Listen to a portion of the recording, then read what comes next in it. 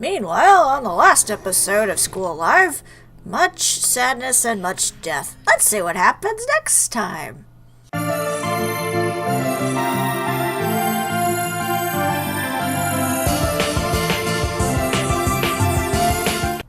Greetings and salutations, viewers. I'm StarPrincessHLC, coming at you with another review of School Live, this moe, zombie-infested, drama, cutesy, what have you, anime that you can see on Crunchyroll, which I will have a link in the description below for where you can watch all 12 episodes without my silliness interrupting it. We're now on episode 11 of this series. We are almost done with it, but we'll just continue on with this particular episode. So with that, let us begin. Let's just huddle up here and hope they go away. Maybe they just want lunch. And the lunch is us, unfortunately. Continuing from the last episode with all the problems that were happening last time, with Kurumi getting bit, the zombies closing in, Teromaru now a zombie. Things are definitely not looking good for our four heroes, and it's getting even worse since now the zombies are starting to really start swarming the school. They're climbing up the stairs, smashing off barricades. They even took out the electricity, and they caught themselves on fire and burned down the garden. They are essentially causing mass destruction on a ridiculous level, trying to get away from the rain, and it is terrifying to say the least, knowing that these girls are in such danger. Hey, what are you doing playing up there? You're gonna get zapped by lightning. Come on, there you go. See, I warned you. That's not good, is it?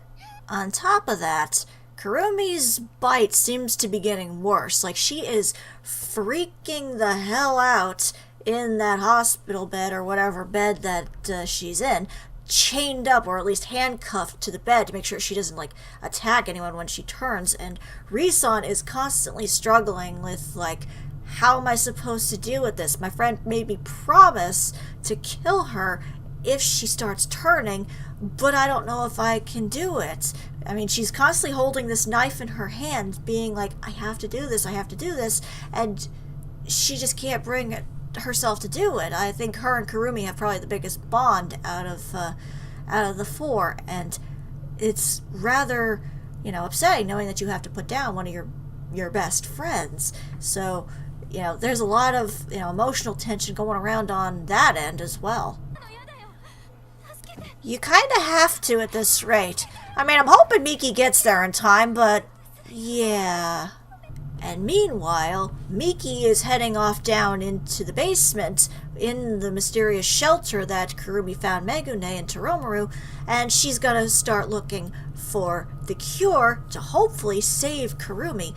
But at this rate, things are definitely starting to be very, very dangerous indeed, especially when the power gets knocked out and they turn on the emergency warning system, the backup generators or whatever for, I guess they expected this kind of thing to happen, and Miki ends up getting herself trapped once again in a small enclosed room, just like at the mall. So things are definitely not looking good all around. Well, this is a problem. Great! I'm back in the mall without actually being in the mall. This is going well. But at least some silver lining does come through during this whole thing. Yuki is finally starting to accept the reality for what it is. She's finally starting to see the zombies. She's finally starting to realize what a danger she's in. And, she's slowly, finally breaking down what little coping mechanisms she still had, and is finally going to accept things as they are. So at least that's one bit of positivity throughout this whole little thing. I love your backpack. That has never changed. You're still talking to the dead teacher, aren't you? And finally, after these 11 episodes, it looks like Yuki has finally accepted the fact that Megune is gone, that Megune is now dead, because at some point during that, she's having like little flashbacks to back when Megune was, encouraging her to keep smiling and such. And she gets to that door, the very door that we saw her talking to a few times in the past, like she's talking to Megune. I'm guessing, again, it is the door that Megune died behind, essentially, where she got bitten and then eventually escaped down into the basement where her zombie is at the moment. But it seemed like finally Yuki, in her own way, finally comes to grips with the fact that Megune is no longer around. Like, she finally accepts that while she's actually trying to go to, strangely enough, the broadcasting room. I guess they had a radio station here at the school or something, but she's heading there, and along the way she goes through the door that Megune died behind, and through her own little delusions or what have you, she finally kind of breaks her essentially her coping mechanisms. She finally accepts the world as it is at the moment, a zombie-filled hell, and finally comes to grips with the fact that she's never going to see Megune again. So it was actually a really touching and very emotional scene with Yuki finally coming to grips with it. But I'm glad she finally did.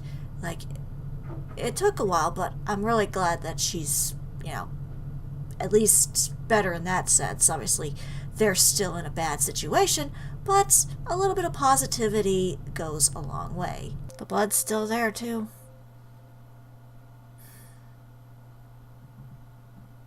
I think in the end she was proud to be your teacher, Yuki.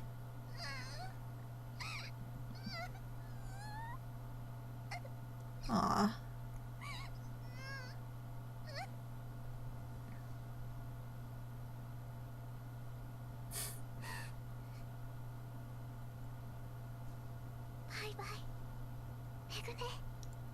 She never truly left you.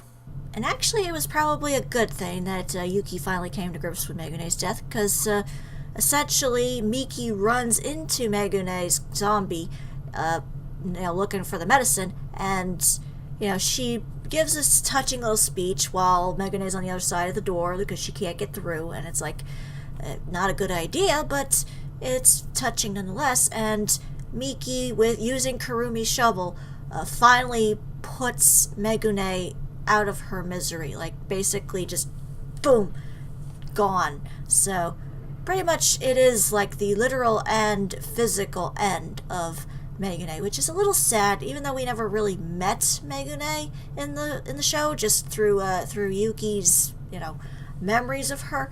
But she seemed like a genuinely sweet teacher who genuinely cared about her students, and it's a little bittersweet to say goodbye after all that, but I'd say it is a necessary thing for all the girls to move on from that, learn from the lessons that Megune taught them, and hopefully survive. But things are, like I said, things are looking dire, but a lot of positivity comes out of this, as well as all the scary zombie stuff. Yeah, this is why you shouldn't hesitate around zombies. I suggest you take out her quickly. Farewell, Megune. You're an awesome teacher.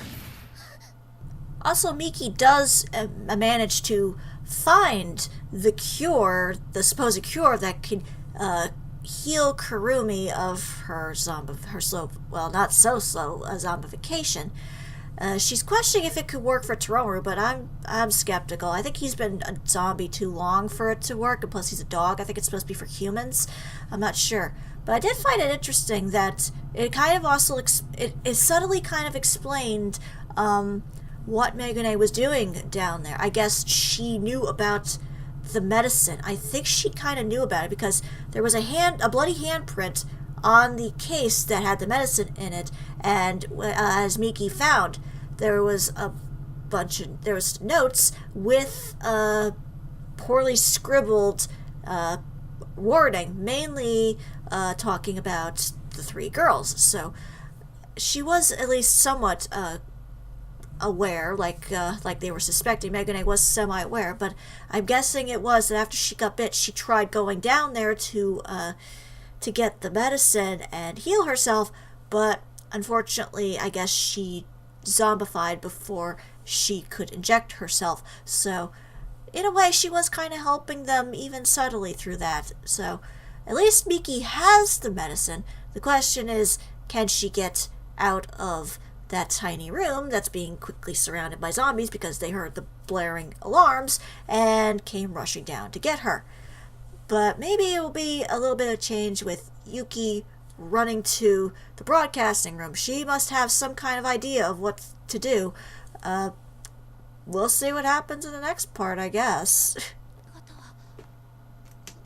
Oh, she was rushing to get the cure, but she wasn't fast enough, I guess. She turned before she could get it. But overall, this episode was definitely a lot more... Well, it had a lot of weird juxtapositions at times. It would kind of break itself up as, 1 minute it would be, cutesy and adorable, and next it would be complete and utter terror.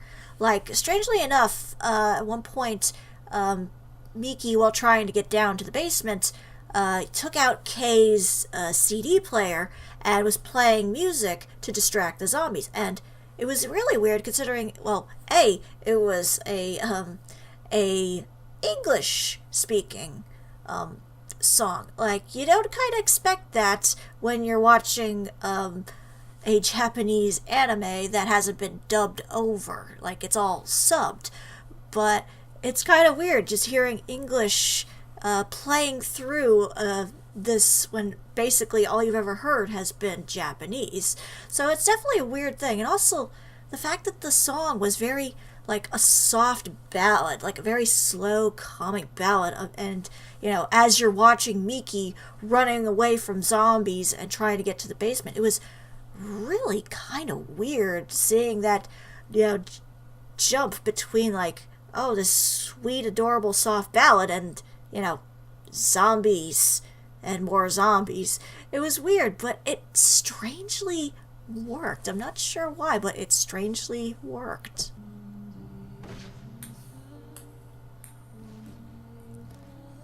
Okay, the music is really kind of weird considering it's a soft ballad, it's English, and we're in the midst of a zombie apocalypse. A very interesting juxtaposition. It was also the same when they were bouncing around between like Yuki remembering the good times before everything went to hell, or when they lost Megane or what have you, and like Ri-san remembering the talk she had with Kurumi. Amidst all this chaos, this show still manages to have these sweet little intimate cutesy moments scattered throughout, almost to kind of break up the tension a little, as well as tell the story. And I really like that about this episode. It was a really well done and really well thought out kind of idea. So props to the people who made this anime, because that was actually pretty smart. Like, it kind of, it was already trying to hide the whole zombie thing originally with the first episode, making it seem like it was just a cutesy moe, and then just as time goes on, you see, like, oh, there's more to it than meets the eye. This anime really likes to kind of mess around with those kind of ideas of, like, you can have the cutesy comedy girly stuff, but also have the dramatic, scary, survival horror-esque stuff in as well.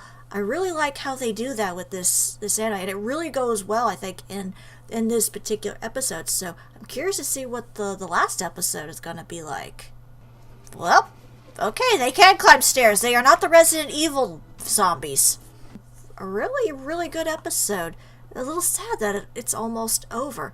But like I said, I'm going to probably do another episode talking about the opening sequence of this anime, because a lot of stuff really is talked about in the opening cinematics. It changes over time, and seeing those changes, even just subtle little changes, really tells a lot even in the storyline, and the music is catchy as all hell, I'm not gonna lie, but I'll definitely be doing that in the future after I finish up the last episode. I'm really excited to see the last episode. I'm curious to see how this is all gonna be wrapped up. Not sure what else to say about that, but this was a really good episode, and it really makes me excited to see the last one, so we'll be getting to that in due time. But for now, this is StarPrincessHLC saying thank you very much for watching, and have a fond farewell. And let me know in the comments below what you would like to see me review next. Bye bye!